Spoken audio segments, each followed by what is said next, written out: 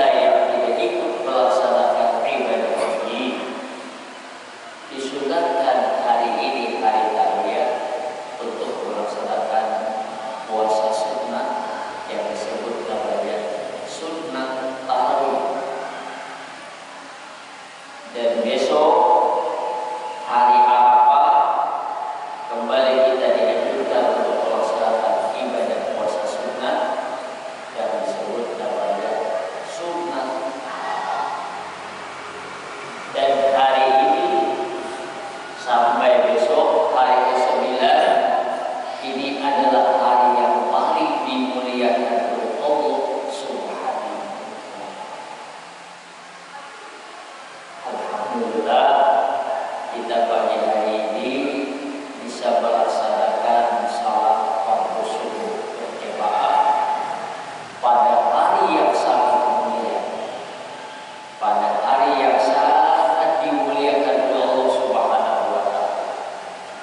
Dan hari-hari dari tanggal 1 Dzulhijjah sampai 10 Dzulhijjah ini yang disebut namanya Lailatul Asyr. Hari atau malam-malam 10 di bulan ini. Bapak Ibu jamaah yang dimuliakan Allah Subhanahu wa Ta'ala, mari kita ucapkan salawat dan salam kepada Rasulullah sallallahu alaihi wasallam.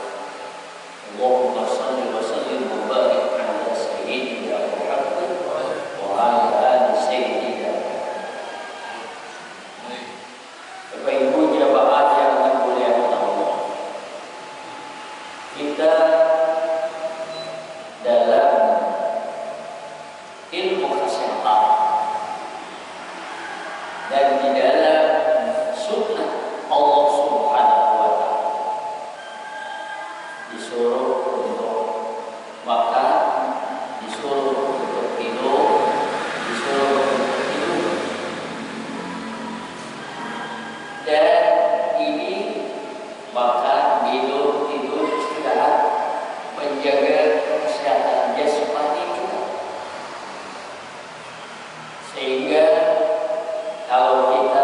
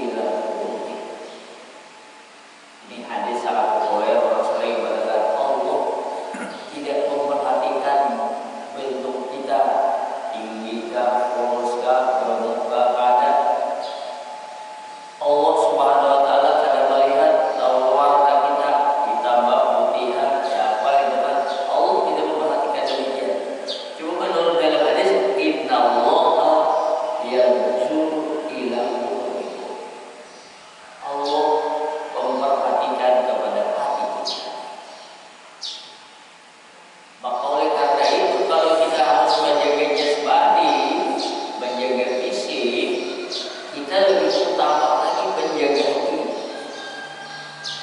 Dan kita pada umumnya semua orang takut kalau sakit,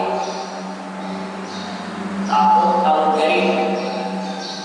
Kenapa? Karena kita merasa kalau sakit kaki berjalan susah, sakit mata ya kan susah, sakit tangan susah, ya sakit apa aja di bagian tubuh kita ini kita merasakan susah. Sakit mulut kita susah makan, kalau sariawan kalau bangun ya udah kalau bisa ngomong tidak bisa bicara, tidak bisa makan, tidak bisa minum, terganggu dan lain sebagainya. Ini jasmani. Timbul pertanyaan, bagaimana kalau sakit hati? Bagaimana kalau penyakit ada di dalam hati kita? Nah ini yang sangat berbahaya. Kita ada sakit, ya kan? Anak kita sakit hati. Anak kita lah garing anak, kita sakit hati. Bayangkan anak kita sakit. Kalau anak kita aja sakit, kita ada sakit hati, apalagi kalau kita aja yang sakit. Nah disinilah kita. Sehingga kita manusia ini jangan hanya untuk memikirkan kesehatan yang lahir ini, jangan hanya memikirkan tentang kesehatan diri kita ini saja. Tapi yang lebih kita perhatikan dalam diri kita ini ada yang lebih penting daripada jasmani kita ini adalah hati kita. Bila mana jasmaninya sakit, ya, ini akan terganggu aktivitas kita. Ini kita kan mengumpulkan pabrik lagi pasti itu sudah bila jasmani kita sakit, aktivitas kita termasuk sakit juga. Timbul pertanyaan, kalau jasmani karena kurang makan sakit, kalau jasmani kalau kurang minum sakit, kalau jasmani kalau kurang minum sakit, bagaimana hati? Maukah juga hati ini sakit? Mau. Maukah hati ini garing? Mau. Sehingga di dalam Al-Quran ada kalimat fi qulubihim maradun fazadahumullahu maradan. Di dalam hati mereka orang yang kafir, orang yang musyrik itu maradun, ada terdapat penyakit. Fazadahumullahu maradan. Bahkan Allah selalu menambahkan penyakit yang ada di dalam hati mereka dengan cerita kisah orang yang kafir, orang yang musyrik, orang yang munafik di dalam hatinya ada penyakit. Nah, maka oleh karena itu, kalau kita perlu makan, kalau kita perlu tidur, hati kita pun juga tidak berusaha perlu juga makan. Lalu santapan rohani ini beda dengan santapan jasmani.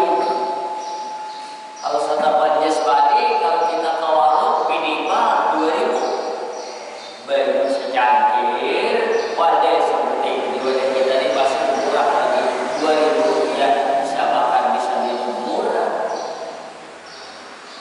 Akhirnya kita makan, ya kan, nasi bungkusnya sudah nasi kuning 7.000. Bila lawan bajunya dia 8.000. Bila lawan wadahnya jadi 9.000. Ini kan kalau untuk jasmani. Sekarang kalau santapan rohani, gimana kita untuk mendapatkan santapan rohani? Berapa biaya kita untuk memberikan santapan rohani? Ya kan? Di mana tempatnya kita melaksanakan santapan rohani? Di mana? Imam Al-Ghazali mengatakan untuk berobat kesesakan tidak penyakit di dalam hati, kalau sakitnya ialah masjid. Kalau kita ke masjid, salat berjamaah itu sudah termasuk bagian untuk mengobati hati kita. Makin sering kita ke masjid, makin lancar kita ke masjid, makin senang kita di masjid,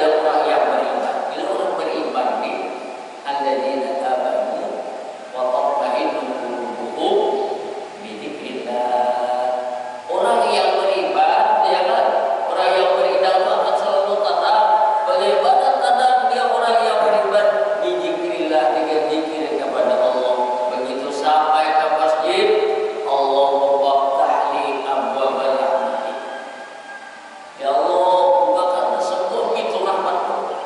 Ini sebuah pintu rahmat, ada gampang-gampang. Sudah oleh Allah Subhanahu wa taala begitu sampai ke masjid, dia berdoa Allahumma ftahli abwaaba rahmatik. Sampai ke masjid, tahiyatul masjid, ya. Bahkan kalau dalam hadis, begitu dia berdoa a'udzu billahil azim wa biwajhihil karim wa sultanil qadim minasyaitonir rajim. Iblis langsung berteriak, hari ini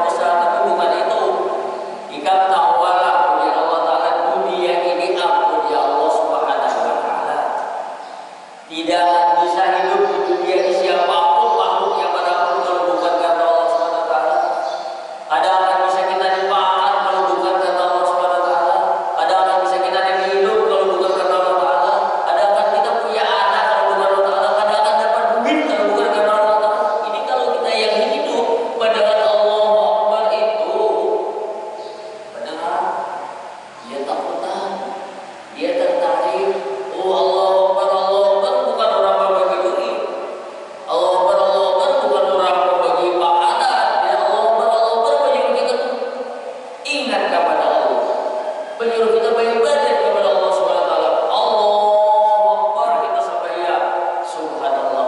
Hari ini jasmani kita ya kan sehat, alhamdulillah ke masjid sampai melaksanakan salat, subhanallah, luar biasa.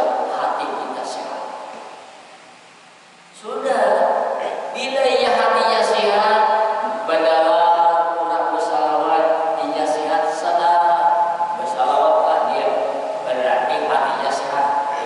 Padahal orang baca istighfar hatinya sehat, beristighfarlah dia sehat. Padahal baca tasbih, bertasbihlah dia sehat. Padahal orang apa saja yang punya benarnya kebaikan dari juga tapi karena sehat hatinya selalu sehat. Tapi jadi dari kalau ibadat orang yang sakit, sama tawarin makanan, tawarin orang piring, coba tawarin yang sehat. Tapi kita tawarin orang sehat ya, aku tawarin yang piring, ada kesempatan baca-baca, aku malu tak ada jawaban, aku rapuan tak ada jawaban, aku baca-baca tak ada jawaban, sehingga akhirnya ada bawa makan, ya kan? Itu orang sakit jasmani. Kalau sakit rohani, dia lagi lebih parah lagi, ya parah lagi. Jadi di sini nanti kita disuruh untuk supaya jasmani sehat, rohani sehat. Kayak apa supaya jasmani sehat? Kayak apa jasmani kita ini supaya sehat? Kayak apa rohani kita sehat? Inilah Allah Subhanahu wa taala utus nabi dan rasul. Supaya apa? Supaya menyehatkan kita. Tak sehat, bujur-bujur sehat. Sehat itu bukan hanya sehat terlahir, sehat lahir dan batin. Nah, bila ia sudah sehat lahir dan batin, manusia ini siapapun orangnya, ya kan? Sehat lahirnya, sehat batinnya. Inilah doa kita yang selalu kita baca. Rabbana atina fid dunya hasanatan wa fil akhirati hasanatan. Akhirnya wa qina adzabannar. Faman zuhziha 'anil nar wa udkhila jannata faqad faz.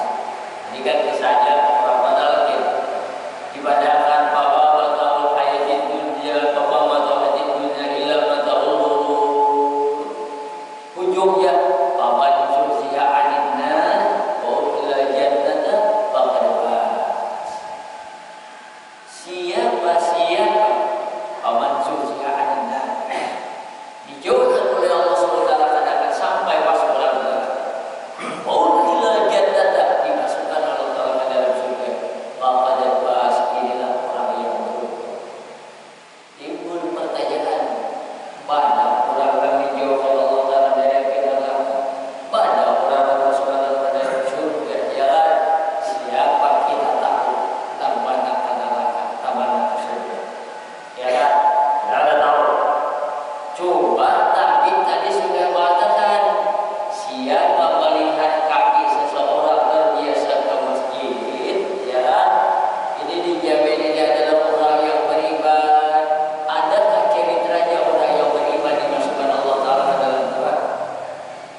Siapa yang dimasukkan Allah Ta'ala ke dalam neraka itu? Siapa yang dimasukkan Allah ke dalam surga? Jawabannya, orang yang dimasukkan oleh Allah Ta'ala ke dalam neraka itu adalah orang-orang yang ahli maksiat, orang-orang yang kufur, orang-orang yang munafik, orang-orang yang fasik. Itulah yang akan menjadi penghuni api neraka. Adapun orang yang beriman, orang yang taat kepada Allah, ya kan, orang yang sangat cinta kepada Allah, orang yang cinta kepada Rasulullah, orang yang cinta dengan agama Allah, orang yang cinta dengan sunnah Rasulullah, itu akan menjadi penghuni surga. Kembali, kita ini kalau makin tua, ya kan, makin sering bahasa kita aja kalau maklum sudah fisik kita kan mau lagi bangun dari dan sudah kekurangan, tapi kita berharap kita makin tua ini kalau ia bisa usahakanlah makin banyak kesempatan kita untuk bisa berbuat ibadat, jangan sampai terlalaikan. Kenapa? Karena kita kan tua. Kalau orang tua ini bahasa kita ya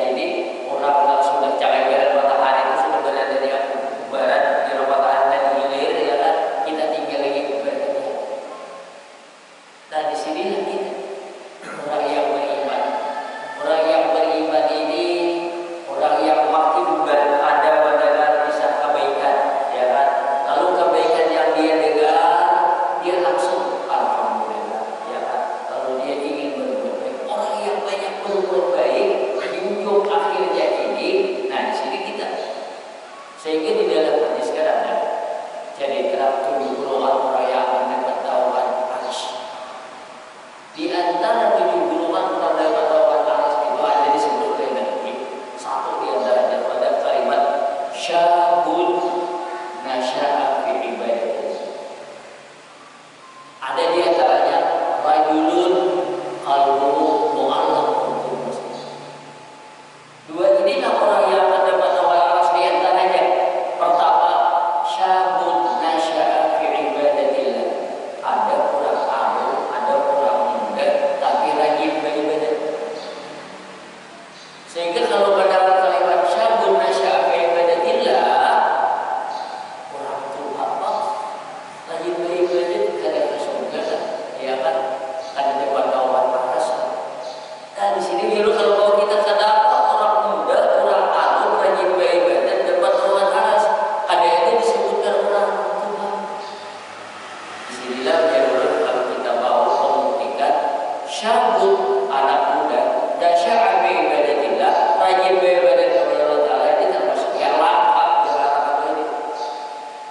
Artinya apa jarang? Kenapa jarang? Dan banyak di masjid itu biasanya tuh orang-orang tua.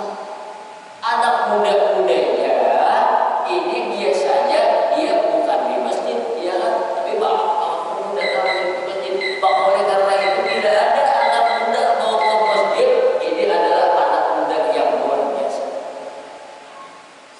Terus kalau orang tua ke masjid Pak, nah timbul pertanyaan yang demikian. Ujian dulu kalau anak muda ke masjid ini luar biasa.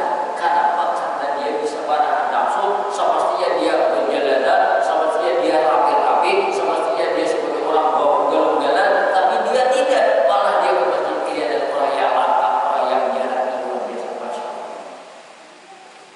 Kalau orang tua ke masjid, nah ujian dulu kalau orang tua di ke masjid, awal iya orang tua di kada ke masjid, wayang apa lagi ke masjid. Kalau anak muda kada ke masjid, mungkin nanti sekarang dia tidak ke masjid, nanti sudah bawa ke masjid.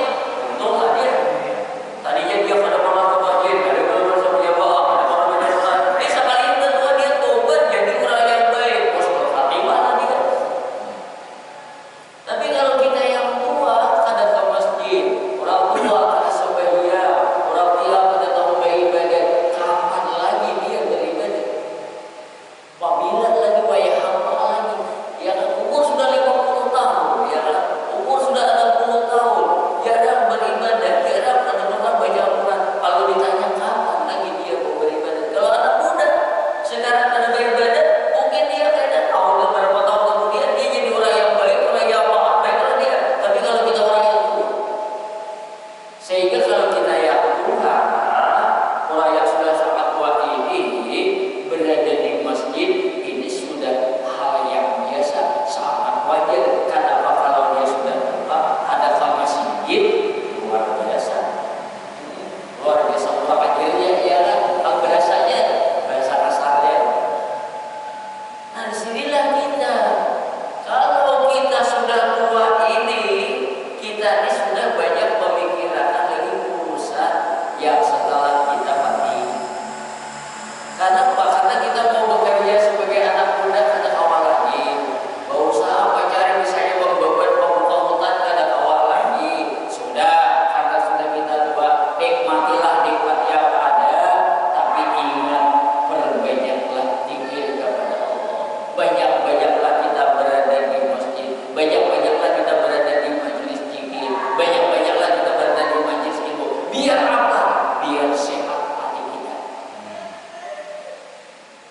Kalau sampai kita ini makin tua makin jarang mendapat pencerahan, tapi makin tua ini di bawah banyak nonton TV hanya ya subhanallah alhamdulillah ya rapi nafsu kita ini rapi terus. Padahal kalau rapi padahal ya kan, maka oleh karena itu kita sudah tua ini hindarilah sudah melihat yang tidak benar. Hindarilah kita sudah tua mendengar yang tidak benar. Hindarilah kita yang tua itu membicarakan hal-hal yang tidak benar. Tapi sekarang kalau sudah tua ini sudah banyak bertasbih, banyak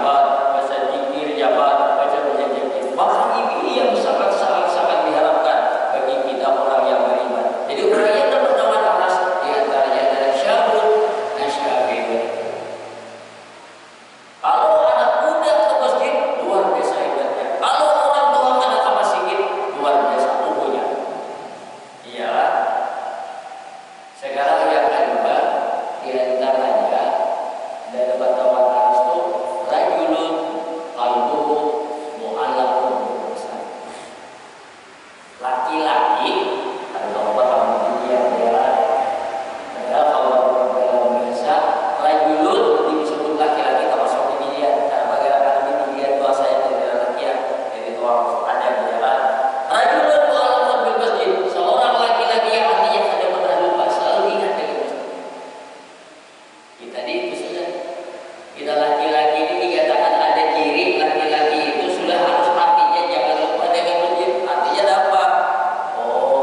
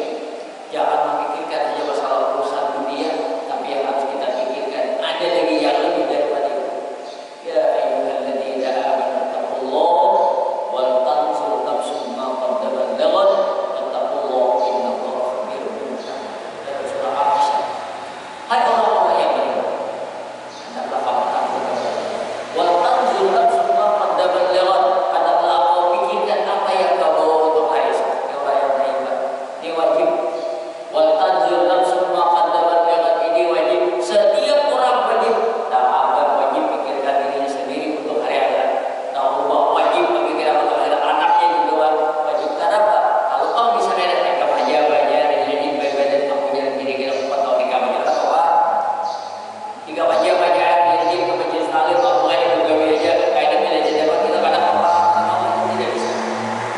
Wal tanzur nafsu dan bila jadi nafsu pribadi dan suaminya, istrinya masing-masing anaknya. Wattaqullah, hendaklah kita takut kepada Allah Subhanahu wa taala. Mudah-mudahan kalau apa yang Allah sampaikan ini benar, semata-mata karena Allah dan kalau apa yang Allah katakan ini keliru dan salah, dan belum yakin banyak keliru banyak salah, tidak ada sangat menggunakan diri dan mudah-mudahan Allah Subhanahu wa taala selalu menyehatkan diri kita, ya, zahiran